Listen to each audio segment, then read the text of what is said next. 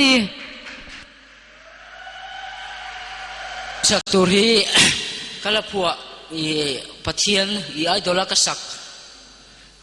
laya kapua keima chan chin le pathian la lampang kasakani gi kapua ni ya pathia lalpa ti lampang ani lalpa itelo chua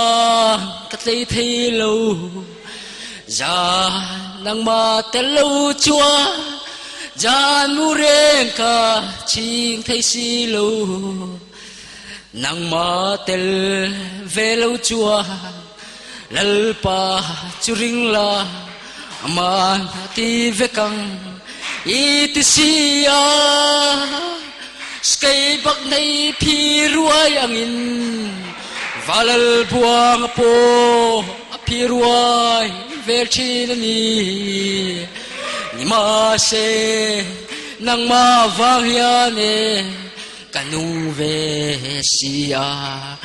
ma se nang ma va I kalau pa san vel chi ma se lung oi se ching har sia tel lo chuane ka thei thei si lo anh kim chu ti la lalpa chu riang min ti si anh kim la in sum ro iten kim in sum ro I chan chin da hil na thok ro min ti si ma se ke chu mo chan chin hil na ka thok thei si lo ni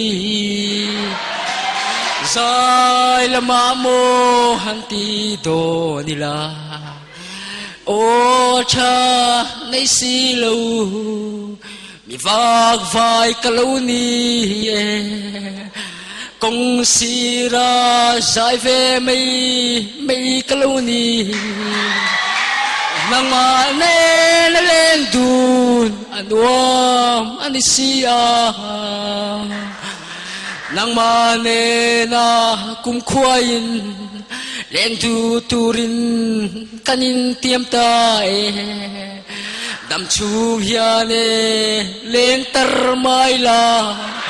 kapasan don silau che o poite